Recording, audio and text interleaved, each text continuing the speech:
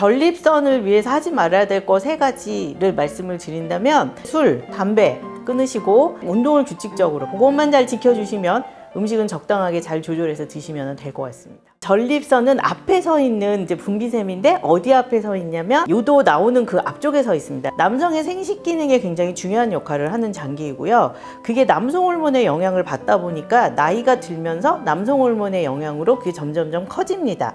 그래서 전립선 비대증이 남성들한테만 생겨요. 여성들한테는 전립선이 없기 때문에 실제로 그 통계를 보면 60대 60%, 70대 70% 할 정도로 나이하고 팍팍팍 맞는 정도로 발병률이 높은데 모든 사람들이 그럼 60대 60%면은 60대는 뭐 10명 중에 6명이 가지고 있는데 없는 게 더 이상한 거 아닌가? 라고 생각하실 수도 있지만 생기지만 본인이 증상을 그렇게 심하게 느끼지 않는 경우도 있고 증상이 너무 불편해서 소변 보는데 장애가 있는 분들도 있고 개개인의 약간의 이제 차이들이 있는 거죠. 전립선 비대증의 제일 흔한 증상은 소변줄기가 약하고 자주 마려운 거고요. 주전자에 물을 가득 담아놓고 큰 주전자 입구로 물을 따르는데 양쪽 옆에 딱지가 2개가 붙어가지고 이렇게 막고 있으면 줄기가 쫄쫄쫄쫄 약하면서 길게 나오겠죠. 그런 것처럼 소변이 줄기가 약해집니다. 줄기가 약해지니까 소변 보는데 시간도 많이 걸리고 이게 심하다 보면은 방광 안에 있는 소변을 다 배출을 못 시키기 때문에 잔뇨가 많이 남게 돼서 잔뇨감도 들게 되고 잔뇨가 많이 남으면 또 소변을 자주 보게 되고 이런 악순환이 반복이 되게 됩니다. 그리고 또 이제 많이들 말씀하시는 증상 중에 하나가 소변을 보려고 하면 빨리 안 나오고 뜸이 드는 거죠. 또 이런 전립선 비대증의 증상이 오랫동안 지속이 되면서 방광이 소변을 보려고 무리해서 힘을 주다 보니까 방광 근육이 두꺼워져서 불안정해져서 소변이 자주 마렵고 급해지는 경우들도 많습니다. 이게 낮에만 그러면 좋은데 밤에도 똑같이 나타나거든요. 그러니까 밤에 자다가 자꾸 화장실을 자주 가시고 소변 줄기 약하고 시원하지 않고 계속 악순환이 반복되는 그런 이제 배뇨 증상들이 생기게 되는 겁니다. 소변을 자주 보고 소변 줄기가 약하고 개운하지 않고 잔뇨도 많은데 그냥 이걸 참고 살다 보면은 잔뇨가 계속 방광에서 많이 남게 되면서 콩팥이 망가질 수 있습니다. 소변이 콩팥에서는 분당 몇 밀리리터씩 계속해서 소변이 만들어져서 나오는데 계속 밑에서는 못 나가고 있으니까 하수구 막혔는데 수돗물 틀어놓은 거하고 똑같은 상황이 되거든요. 콩팥으로 소변이 역류가 돼서 신장 기능이 떨어질 수가 있습니다.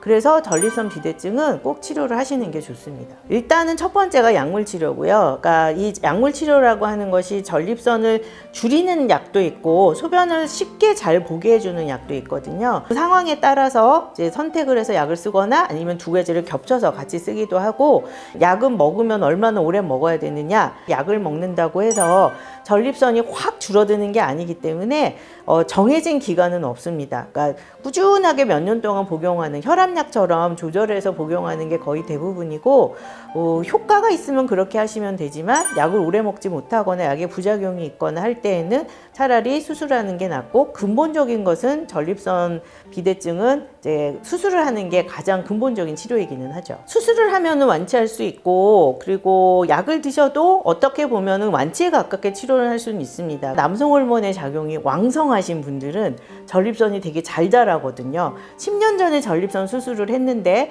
또 그런 증상이 절대 안 생긴다는 보장은 없기 때문에 옛날에는 거의 재발 안 한다고 봤거든요. 근데 요즘에는 수명이 늘어나다 보니까 50대 후반에 수술하셨는데 보통 저희가 이제 전립선 비대증 수술하는 권하는 연령대가 60대 이후부터 수술을 권하거든요.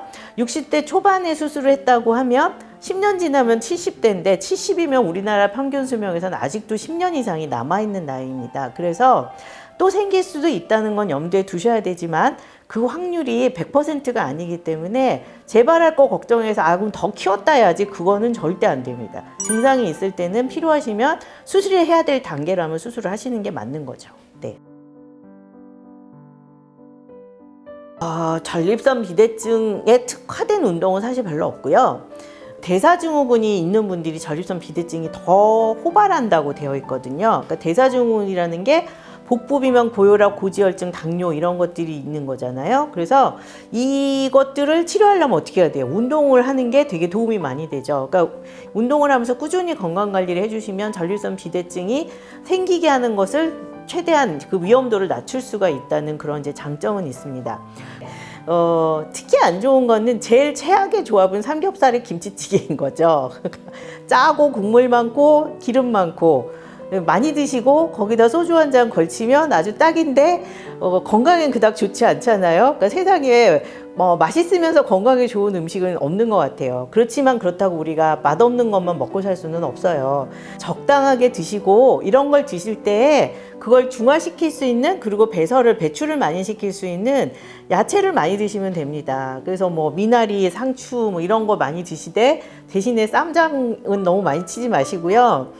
술을 많이 드시면 그 알코올의 대사 성분들이 전립선이 있는 부분을 땡땡 붓게 해요. 편도선 부었을 때 목소리 잘 안 나오고 목 안 넘어가는 거하고 똑같은 그런 상황들이 생기는데, 목소리는 안 내면 되지만 소변은 안 나오면 못 보죠. 못 보면은 죽습니다. 정말로 생명의 위험이 될 수도 있거든요. 전립선 비대가 있는 분들은 술을 절대 즐겨 드시면 안 되고요. 그 다음에 담배는 담배의 대사 성분인 그 니코틴과 기타 다양한 독성 물질들이 몸의 혈관도 좁아지게 하고 혈액순환도 안 되게 할 뿐만 아니라 조직도 나빠지게 하기 때문에 더욱더 안 좋습니다.